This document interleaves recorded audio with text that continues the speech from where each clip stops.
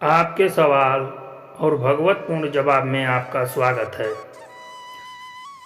प्रश्न: जब जीवन में सब कुछ खत्म सा लगने लगे, जब जीवन में चारों तरफ निराशा हो, जब जीवन में कोई काम सफल ना हो, जब पूरा परिवार बिखर जाए, रातों की नींद उड़ जाए, जब अपने ही साथ ना दें, जीवन में ऐसी अनुभूति हो कि कुछ शेष नहीं बचा है, तब क्या करें? गीता में भगवान श्री कृष्ण कहते हैं, जीवन में कभी कुछ खत्म नहीं होता। जहां पर समाप्ति होती है, शुरुआत वहीं होती है। दुनिया में उन लोगों ने ही सबसे ज्यादा अचीव किया है जिनके पास खोने को कुछ नहीं था। मेरे ख्याल से ऐसा पल जैसे आपके जीवन में आया है, बहुत से लोगों के जीवन में आता है। पता है, जब बुरा समय आता है तो ईश्वर तथा अपने आत्मविश्वास के सिवाय कोई साथ नहीं देता। इसलिए आपको अपना आत्मविश्वास बनाए रखना चाहिए। जो हो गया उसको छोड़कर आगे बढ़ने के बारे में सोचना चाहिए। लोग क्या कहेंगे, इस सोच को भी छोड़ देना चाहिए। हम मनुष्य की यह सोच भी हमें आगे बढ़ने से रोकती है। मेहनत कीजिए, धीरे धीरे अच्छा रिजल्ट आपको स्वयं ही मिलने लगेगा। सोचने भर से कुछ न होने वाला। हमें मानव जीवन बड़ा मुश्किल से मिला है। इस अनमोल जीवन को निरर्थक कहना व निरर्थक समझना छोड़ दीजिए। कई बार जीवन में विपरीत परिस्थितियां आती हैं, उनसे व्यक्ति परेशान भी हो जाता है, लेकिन उनसे भी हमें कुछ न कुछ सीखने को मिलता है। इंसान की सारी इच्छाएं कभी पूरी नहीं होती। जब एक इच्छा पूरी होती है तो वह दूसरी इच्छा करने लग जाता है और भूल जाता है कि हमने केवल एक ही इच्छा पूरी करने की कामना की थी और वह पूरी भी हो चुकी है। ऐसा केवल एक व्यक्ति के साथ नहीं है, हम सभी इसी नाव में सवार हैं। हम सभी की इच्छाएं पूरी होती हैं, फिर हम दूसरी इच्छा पूरी होने का सपना देखने लगते हैं। जब जीवन दिशाहीन लगने लगे, तब क्या आपने सोचा कि आखिर यह नौबत आई ही क्यों? क्या आपने कभी सोचा है कि हम जीवन में दिशाहीन क्यों हो जाते हैं? सोचिए, आप अपने घनिष्ठ मित्र से मिलने जा रहे हैं। रास्ते में आपको एक नमकीन की दुकान दिख जाती है और आपसे रहा नहीं जाता है। आप उस दुकान में जाकर अपना पसंदीदा चाट खाने लग जाते हैं। तभी अचानक आपका फोन बजने लगता है। आप फोन उठाते हैं और सामने आपका घनिष्ठ मित्र आपसे पूछ रहा होता है, आखिरकार आप कहाँ हैं? वह पिछले 1-1.5 घंटे से आपकी प्रतीक्षा कर रहा है।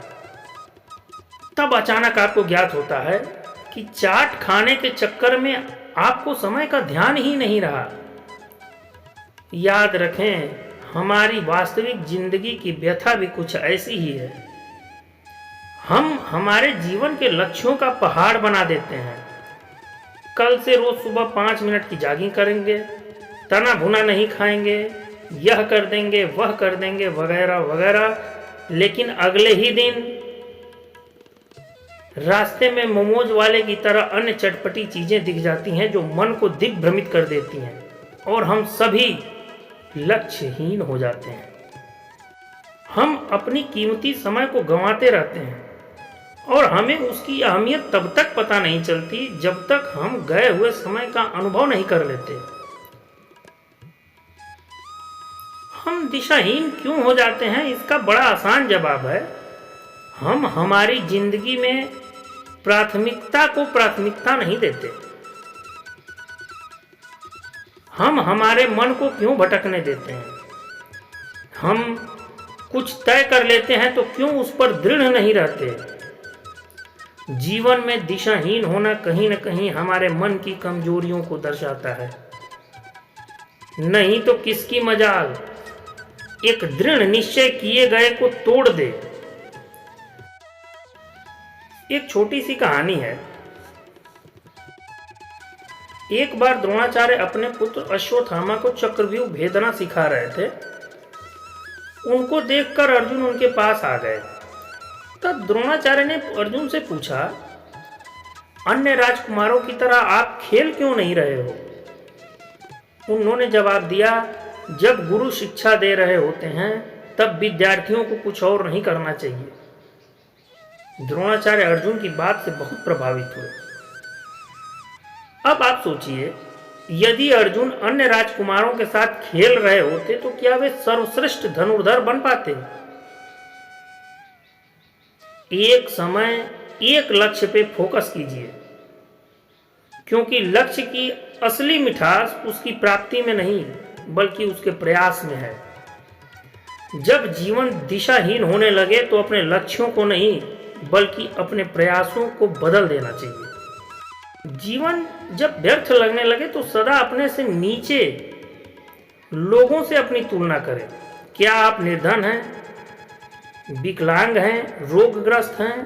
क्या आपके परिजन नहीं हैं, कोई मित्र या सखा नहीं है? क्या आप अनपढ़ हैं, गंवार हैं, हीन भावना से ग्रसित हैं? यह सब या इससे और अधिक भी ध्यानपूर्वक स्वयं का आकलन करें। आप अपने को उनसे उत्कृष्ट पाएंगे। बस आपको ज्ञात हो जाएगा कि आपका होना सार्थक है।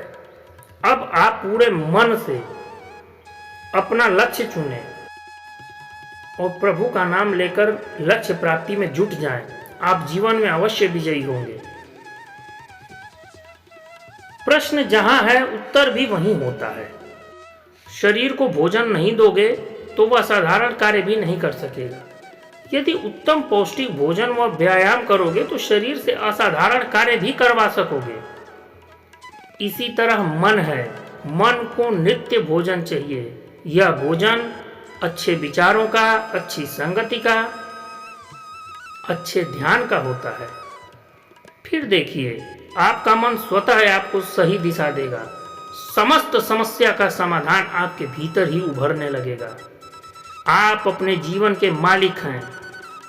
अगर आपको अपना जीवन निराशाजनक या उत्साहहीन लग रहा है तो पहले स्वयं से सलाह करें कि अपने जीवन के लिए आपने क्या किया है। कोई बाहरी शक्ति या इंसान आपके जीवन में आशा का संचार कतई नहीं कर सकता। यह आपके स्वयं के विश्वास से जागृत होता है। विश्वास अपने ऊपर रखिए, अपनी काबिलियत पर रखिए, अपने सपनों पर रखिए। अगर काबिलियत नहीं है तो बनाइए, कुछ नया सीखिए। रास्ता बदलने से कतई ना घबराइए। अगर उत्साह नहीं है तो ढूंढिए। आपको किसी चीज से उत्साह मिलता है तो उसे करिए।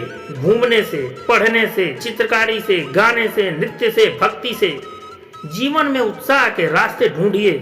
सबको ढूंढने पड़ते हैं, आप भी ढूंढिए। दिमाग में जो डालेंगे वैसा ही निष्कर्ष मिलेगा। अगर हर समय यह सोचेंगे कि जीवन नीरस है, उत्साहहीन है, तो याद रखें दिमाग में भी अवसाद ही जन्म लेगा। अगर दिमाग में डालेंगे कि कुछ करना है, जीवन बदलना है, मैं तैयार हूं, तो आपका दिमाग भी आपको नए नए सुझाव देगा।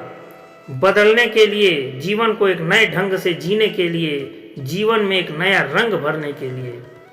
जरा सोचिए, दूध को दुखी करो तो दही बनता है, दही को और दुखी करो, सताओ तो मक्खन बनता है, मक्खन को सताने से घी बनता है। याद रखें, दूध से महंगा दही है, दही से महंगा मक्खन है और मक्खन से महंगा घी है, किंतु इस चारों का रंग एक ही है, सफेद।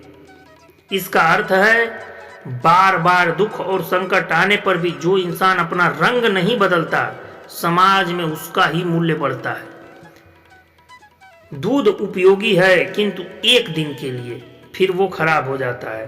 दूध में एक बूंद छाछ डालने से वह दही बन जाता है जो केवल 2 दिन टिकता है। दही को मथने पर, कष्ट देने पर मक्खन बनता है और यह 3 दिन टिकता है। और मक्खन को जब उबाला जाता है, आग के ऊपर उसे तपाया जाता है, तो घी बनता है और घी कभी खराब नहीं होता। एक ही दिन में बिगड़ने वाले दूध में कभी नहीं बिगड़ने वाला घी छिपा है। इसी तरह आपका मन भी अथाह शक्तियों से भरा है, उसमें कुछ सकारात्मक विचार डालिए। अपने आप को मथिए, चिंतन करिए, अपने जीवन को और तपाइए, तब देखिए आप कभी हार नहीं मानने वाले सदाबहार व्यक्ति बन जाएंगे। कहा जाता है ना कि सोना तपकर ही सुंदर आकृति लेता है, ठीक उसी प्रकार हमारा जीवन भी कठिन संघर्ष के बाद ही निखरता है। इसलिए जिस बात से आप जिस कारण से निराश हैं, उसे अपनी कमजोरी नहीं, अपनी ताकत बनाइए। हर क्षेत्र में निराशा नहीं बल्कि आशा का अनुभव करिए। इससे आपके जीवन में सुधार आएगा। आप सफलता की एक अलग स्फूर्ति का अनुभव करेंगे। बुरा वक्त है, निकल जाएगा। भगवान श्री कृष्ण कहते हैं, इस मृत्यु लोक में परीक्षा हो रही है आपके धैर्य की, धीरज की। हारिएगा नहीं, साहस और हिम्मत से लड़िए। भगवान पे भरोसा रखिए, यकीन करिए ये वक्त गुजर जाएगा। जब अच्छा वक्त नहीं रहा तो ये बुरा वक्त भी नहीं रहेगा। जब चारों तरफ निराशा, अंधकार नजर आए तो हमें एक दिया प्रज्वलित करने की हर संभव कोशिश करनी चाहिए। जब कोई दरवाजा आपके लिए बंद होता है तब आप निराश न हो सकता है उसके आगे का रास्ता आपके लिए नहीं था। आप दूसरा रास्ता ढूंढने का प्रयास करें। रास्ते कभी खत्म नहीं होते, बस हम तलाश करना बंद कर देते हैं। अगर ये भगवत वाणी आपको पसंद आई हो तो कृपया इस चैनल को लाइक और सब्सक्राइब करें और इसे अपने पाठकों के साथ शेयर भी करें। राधे राधे।